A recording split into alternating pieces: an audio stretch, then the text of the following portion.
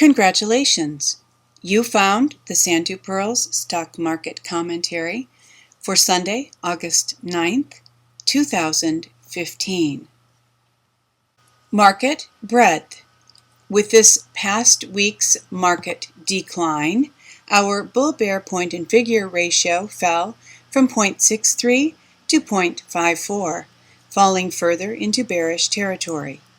The total count of securities in bullish or bearish patterns rose fractionally to 3,263. The count of bearish stocks increased 6%, while the count of stocks in bullish patterns decreased 9%. The Santu Pirls PNF Market Breadth Summary Chart shows us a market now 11 consecutive weeks in bearish territory. Paid subscribers have access to the OpenOffice Calc data from which the chart is generated.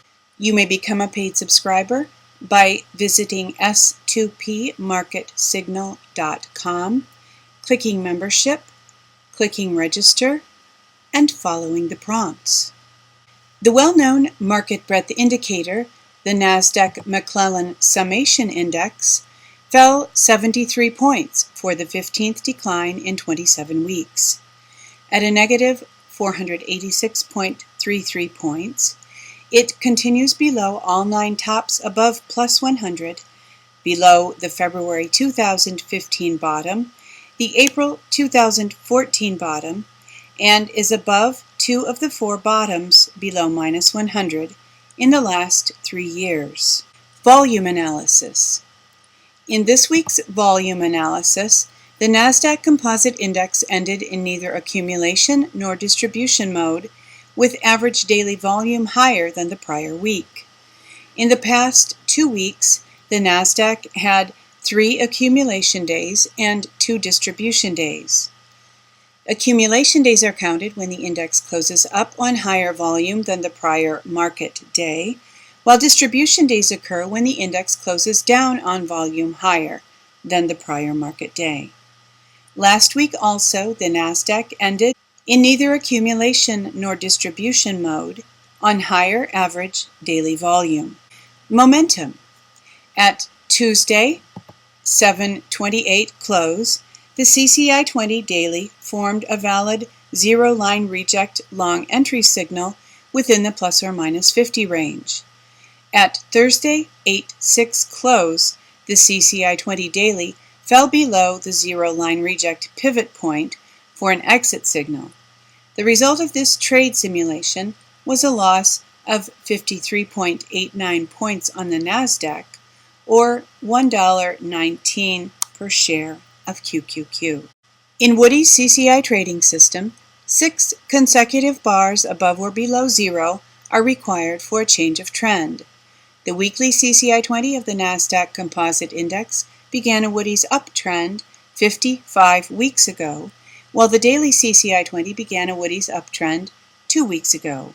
The CCI 20 weekly declined from plus 83.70 last week to plus 47.55, now within the plus or minus 50 range, for a valid zero-line reject long entry signal if the CCI 20 weekly rises next week. Industry rotation the last 2 weeks. All of the top 5 industries are positive, and all of the bottom 5 are negative. Bullish, S&P Retail, and Networkers continue in the top 5. Gold and silver has re-entered the bottom 5. Bearish, brokers, and comp tech continue in the bottom 5. Disk drives has left the top 5 and entered the bottom 5. Focus this week from www.davidstockmanscontractcorner.com. Pop goes the alpha natural resources, or as retitled at zerohedge.com, the worldwide credit boom is over. Now comes the tidal wave of global deflation. Some key points from the article by David Stockman are as follow the ANRZ market cap graphic shown. If you want a cogent metaphor for the central bank-enabled crack-up boom now underway on a global basis, look no further than today's scheduled Chapter 11 filing of met coal supplier Alpha Natural Resources. The ANRZ stock bubble depicted above does not merely show that the boys, girls, and robo-traders in the casino got way too rambunctious chasing the bricks will grow to the sky tommyrot fed to them by Goldman Sachs. What was actually happening is that the central banks were feeding the world economy with so much phony liquidity and dirt-cheap capital that for a time the physical economy seemed to be doing a veritable Jack and the Beanstalk number. The growth of unsustainable debt-fueled GDP was no match for the tsunami of debt itself. Here is what sound money men have known for decades, if not centuries, namely, that this kind of runaway credit growth feeds on itself by creating bloated, artificial demand for materials and industrial commodities that, in turn, generate shortages of capital assets like mines, ships, smelters, factories, ports, and warehouses that require even more materials to construct. In a word, massive artificial credit sets the world digging, building, constructing, investing, and gambling like there is no tomorrow. These false prophets, in turn, lead speculators to believe that what are actually destructive and temporary economic rents represents permanent value streams that can be capitalized by equity owners. But, as shown below, eventually the credit bubble stops growing, materials demand flattens out and begins to roll over, thereby causing windfall prices and profits to disappear. This happens slowly at first, and then with a rush toward the drain. As it now happens, the global credit boom is over.